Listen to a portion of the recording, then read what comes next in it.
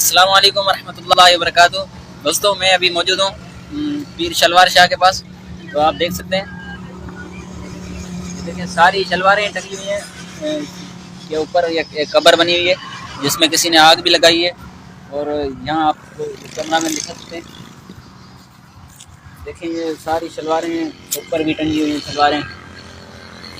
لوگ کہا جاتا ہے کہ جو جس کی بھی مراد اگر پوری کرانی ہو تو وہ یہاں پہ اپنی شلوار اتار کے لگا دے، اور دوسری شلوار لانا بھی منع ہے سختی سے، تو آپ کی مراد پوری ہو جائے گی۔ تو دیکھیں آپ دنیا کس طرف جا رہی ہے اور کون سی ترقی میں جا رہی ہے، اور ہم مسلمان دیکھیں کہاں پہ پھنسے ہوئے ہیں ان چیزوں میں۔ دیکھیں ساری شلواریں لگی ہوئی ہیں، ہاں پتہ نہیں کیا سسٹم ہے، اللہ معاف فرمائے، سب کو ہدایت عطا فرمائے۔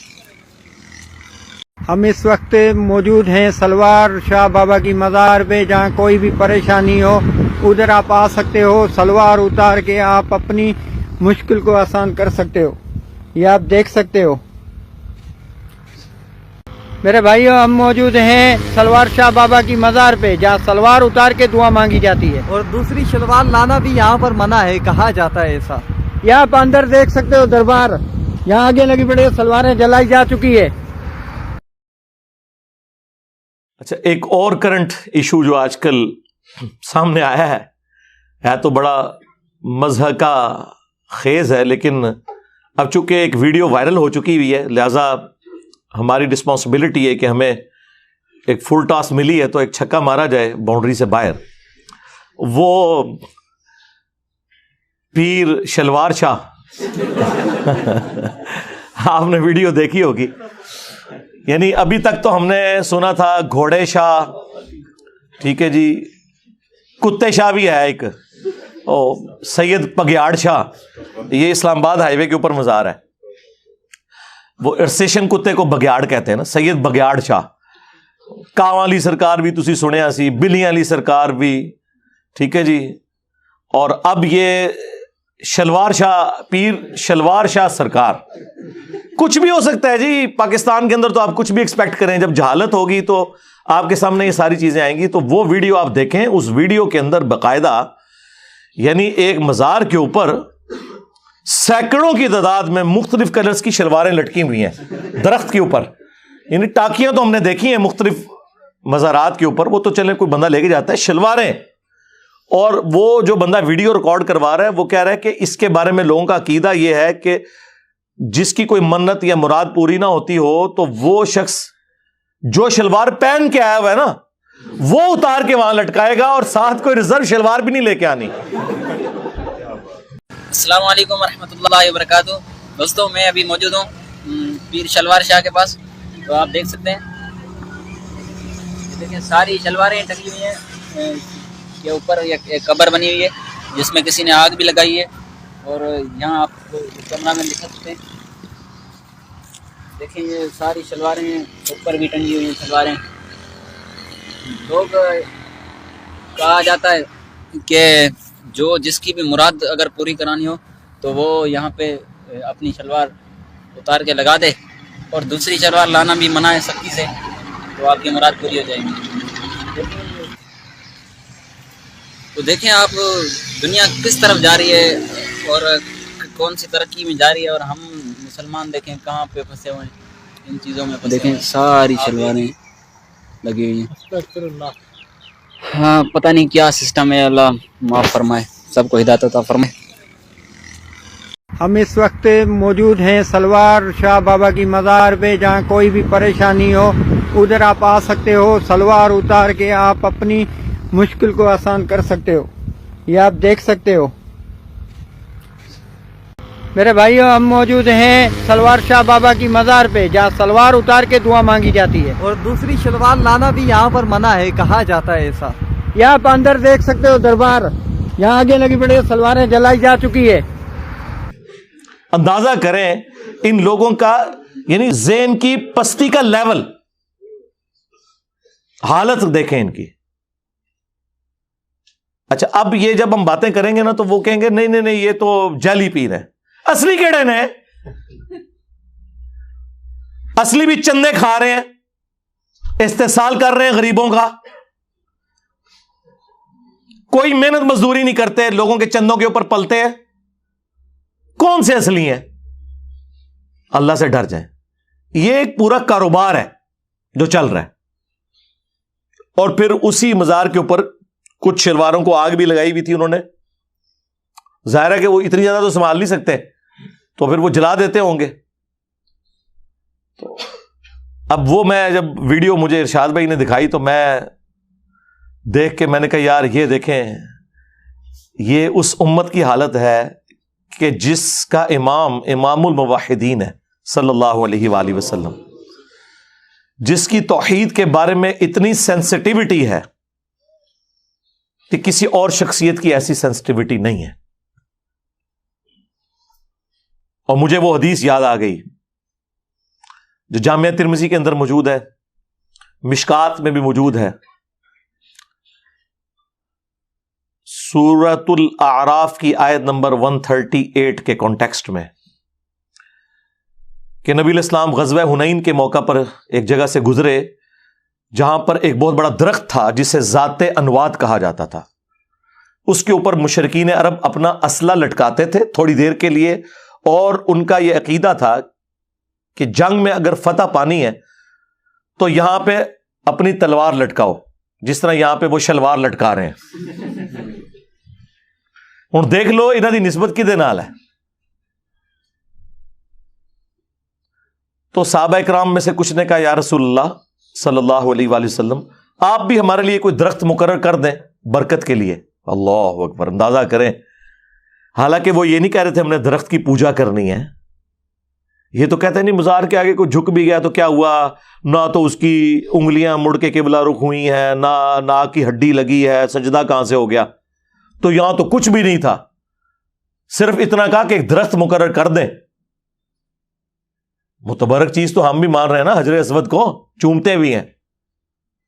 सहाबा किराम का तो शिर्क का कहीं शायबा भी नहीं था। बस इतनी बात की तो नबी इस्लाम ने कहा सुबहान अल्लाह, अल्लाह पाक है। माजूफ था अम्मा युशरिकून, हर उस शिरकी अकीदे से जो लोग उसकी तरफ मंसूब करते हैं। तुमने तो आज वही बात कर दी जो मूसा के मानने वालों ने कर दी थी।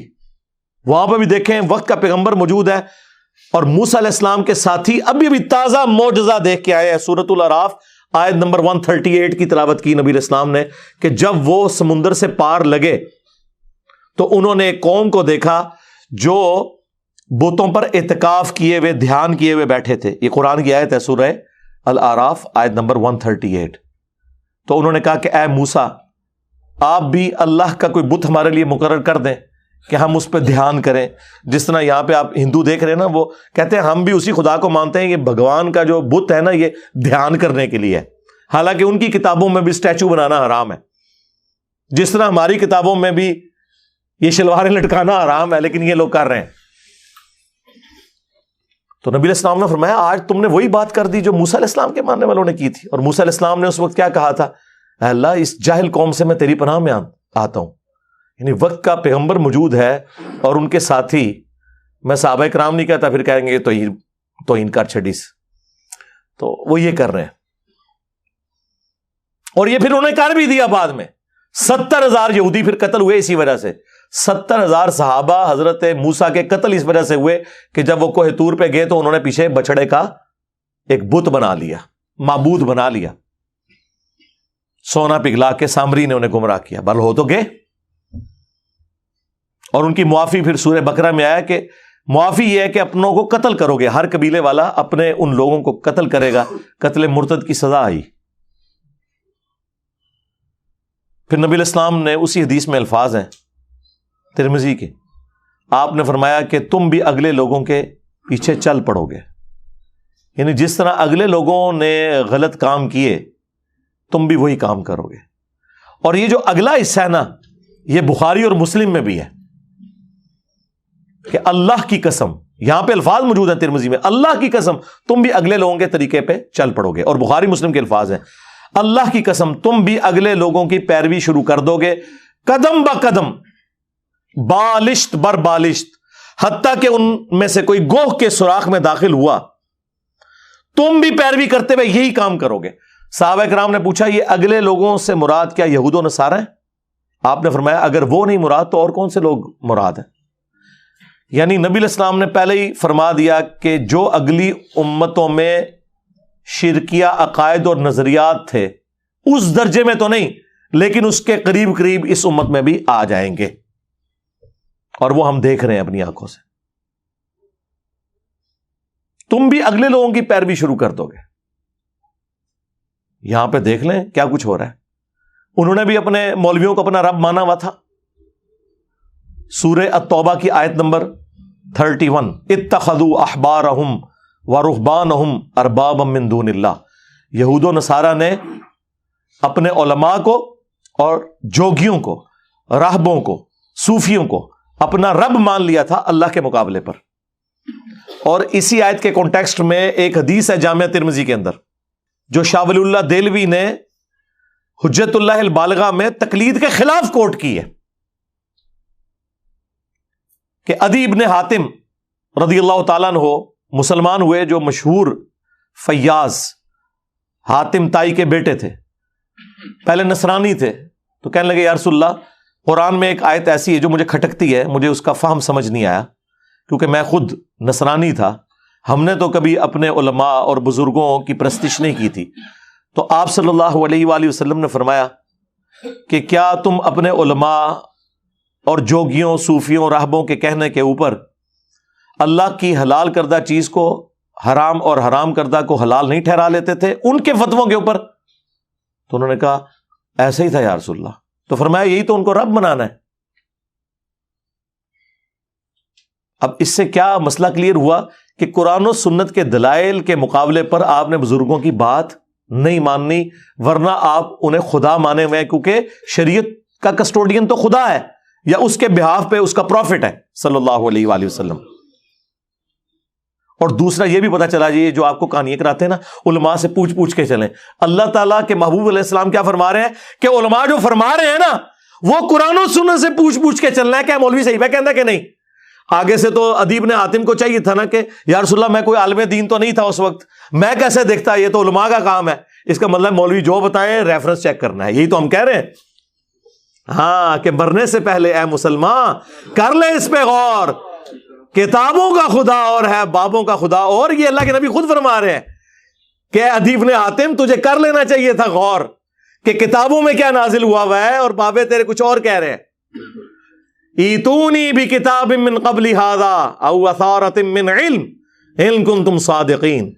اے نبی ان سے فرماؤ اگر قرآن کو نہیں مانتے لاؤ جو تمہارے پاس کوئی کتابیں موجود ہیں نا ان میں سے مجھے بتا دو کوئی اس قسم کے شرکی عقائد اس میں لکھے ہوں یا انبیاء کے آثار, کوئی احادیث چلتی ہوں, سنت کا علم ہو, اگر تم سچے ہو.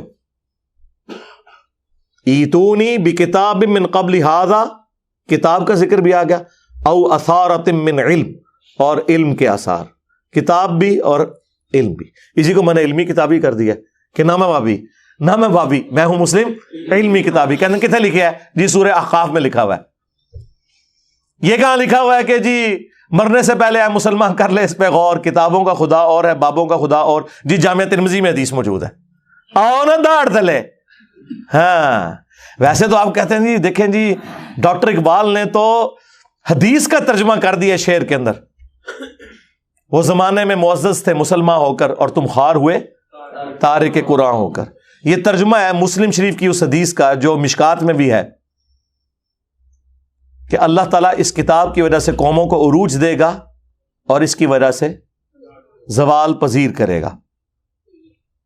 مستقبل کی خبر تھی لیکن ڈاکٹر اقبال کے زمانے میں یہ سب کچھ ہو چکا تھا, انہوں نے اسے ماضی بنا دیا. وہ زمانے میں معزز تھے مسلمان ہو کر تم خوار ہوئے تارک قرآن ہو کر. تو سرکار ڈاکٹر اقبال جو حدیث ترجمہ کرتا ہے تو انجینئر صاحب نہیں کر سکتے؟ میرے دیکھ لیں یہ سارے جتنے اشعار اور سلوگن ہیں یہ احادیث کے ترجمے ہیں. یہ عدی ابن حاتم کی جو حدیث اتخذوا احبارہم ورہبانہم اربابا من دون اللہ, یہ اس کا ترجمہ ہے کہ مرنے سے پہلے اے مسلمان کر لے اس پہ غور, کتابوں کا خدا اور ہے بابوں کا خدا اور. اگرچہ بابے اسی خدا کو مانتے ہیں لیکن ان کوالٹیز کے ساتھ نہیں مانتے جو کتابوں کے اندر آئی ہیں. اور نہ میں وابی نہ میں بابی, میں ہوں مسلم علمی کتابی. کہتے ہیں علمی کتابی بھائی وہ اس کی صفت ہے ہم مسلم ہیں. علمی کتاب اس لیے کہتے ہیں کہ قرآن میں ہے ایتونی بکتاب من قبل ھذا او اثارۃ من علم, اور المستدرک للحاکم میں حدیث ہے. اپنے بعد دو چیزیں چھوڑ کے جا رہا ہوں, قرآن اور تمہارے نبی کی سنت. تو کتابوں کے حوالے حضور کر کے گئے ہیں صلی اللہ علیہ وآلہ وسلم. اور غدیر خم پہ صحیح مسلم میں 4 احادیث ہیں.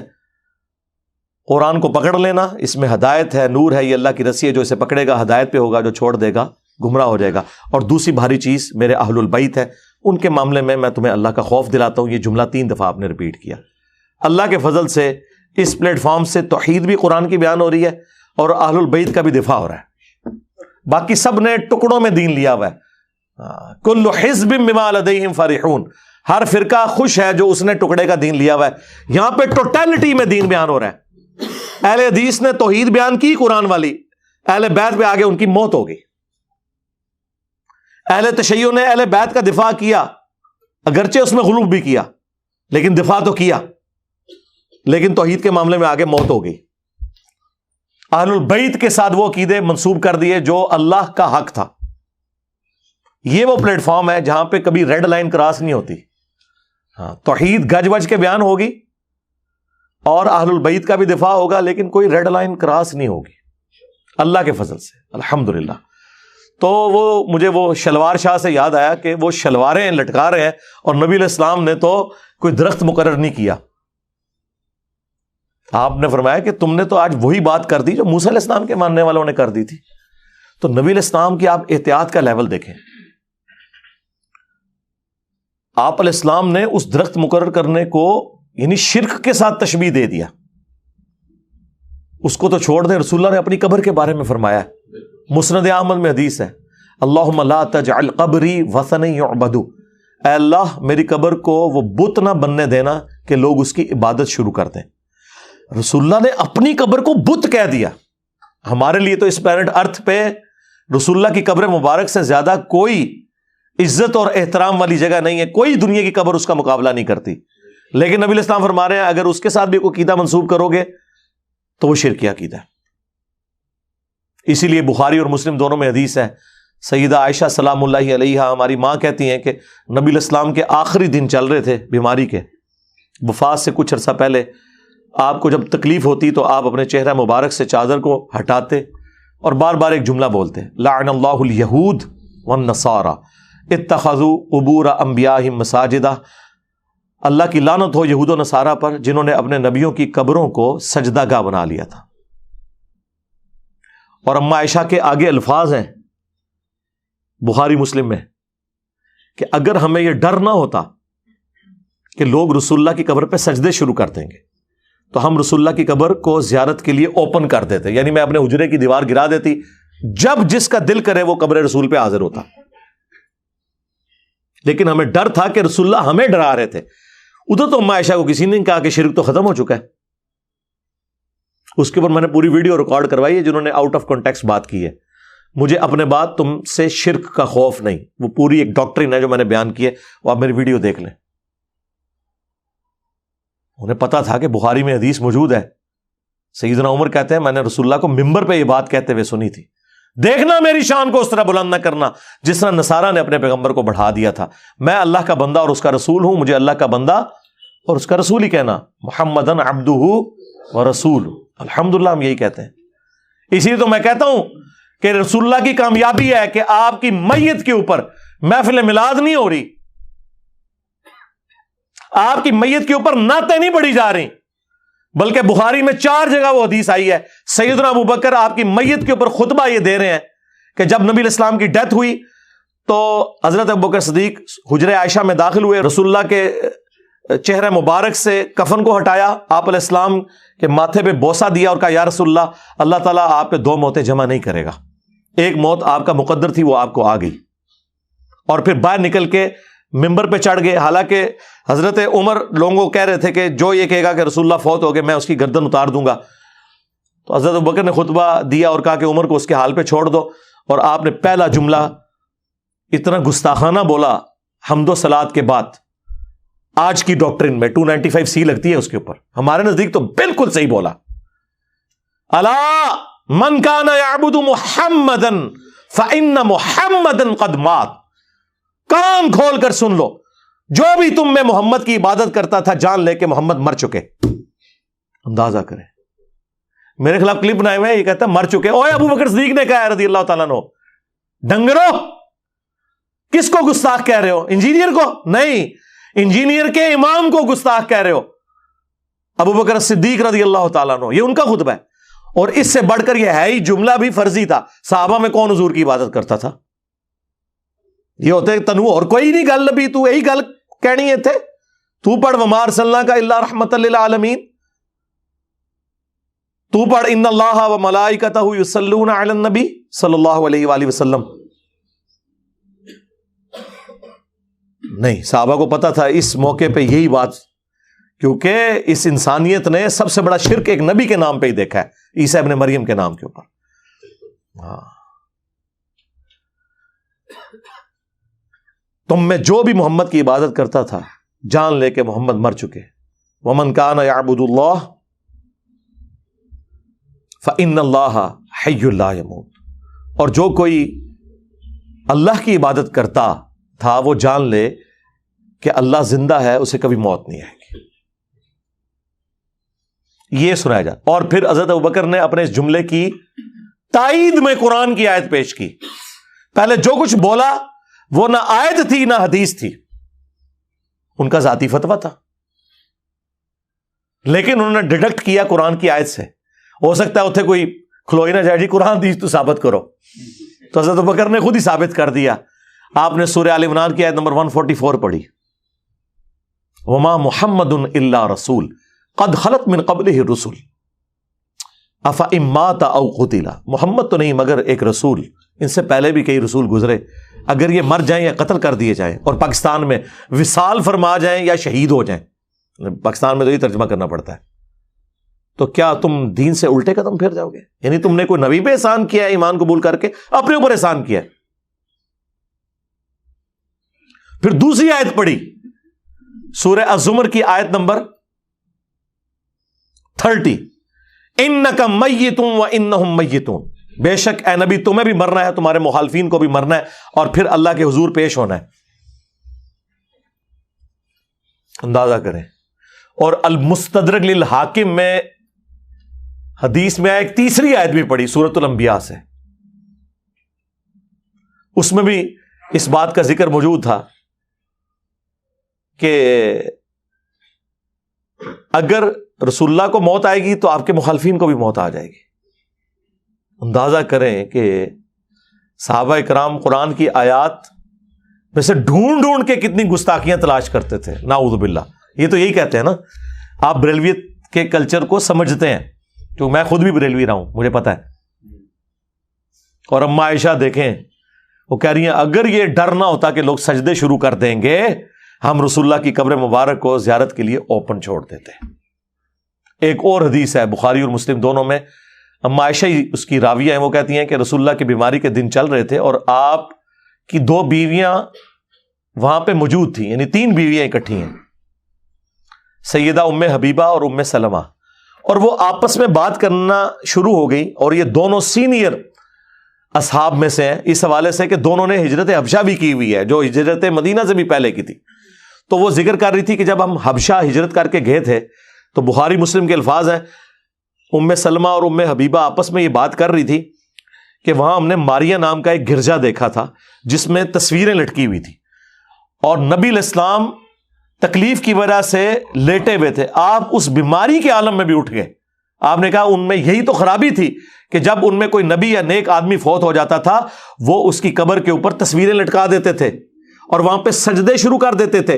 قیامت کے دن یہ لوگ بدترین مخلوق بن کے ابھریں گے. اللہ اکبر. آپ کو یہ نہ سمجھے یہ اگلے لوگوں کی بات ہے, نہیں. اب وہ حدیث جو میں نے پہلے بیان کی بخاری مسلم کی, وہ دوبارہ یاد کر لیں. تم بھی اگلے لوگوں کے پیچھے چل پڑو گے قدم با قدم, بالشت بر بالشت, حتیٰ کہ ان میں سے کوئی گوہ کے سوراخ میں داخل ہوا تم بھی یہی کام کرو گے. اور پوچھا گیا اگلے لوگ کیا یہود و نصارہ ہیں؟ فرمایا وہی تو ہیں. اور اس کو یہ ہمارے ڈاکٹر اشرف جلالی صاحب توحید کے نام کے اوپر شرکیہ کانفرنس کرتے ہیں ہر سال. وہ کہتے ہیں یہ فیشن کے بارے میں. نہ، پرانیاں گلاں، پرانے بہانے، پرانے دھوکے. ترمذی میں اس کا شان ارشاد موجود ہے. کس موقع پہ حضور نے کہا؟ فیشن کے اوپر نہیں کہا، شرکی ایکٹیویٹی پہ کہا. جب صحابہ نے کہا آپ بھی ہمارے لیے ایک درخت مقرر کر دیں جہاں پہ ہم برکت کے لیے اسلحہ لٹکائیں، تو آپ نے فرمایا تم نے وہی بات کی ہے جو موسیٰ کے ماننے والوں نے کی تھی. سورۃ الاعراف آیت نمبر 138 کہ خدا کا بت مقرر کرتے ہیں. کسی صحابی نے نہیں کہا کہ درخت تو ہم برکت کے لیے مانگ رہے ہیں، کوئی پوجنے کے لیے نہیں مانگ رہے، کوئی ہم نے اسٹیچو نہیں اللہ کا بنایا، آپ اس کو اس سے کیوں کمپیئر کر رہے ہیں؟ کس کی جرت تھی؟ امام الموحدین کے سامنے بولتا صلی اللہ علیہ وآلہ وسلم.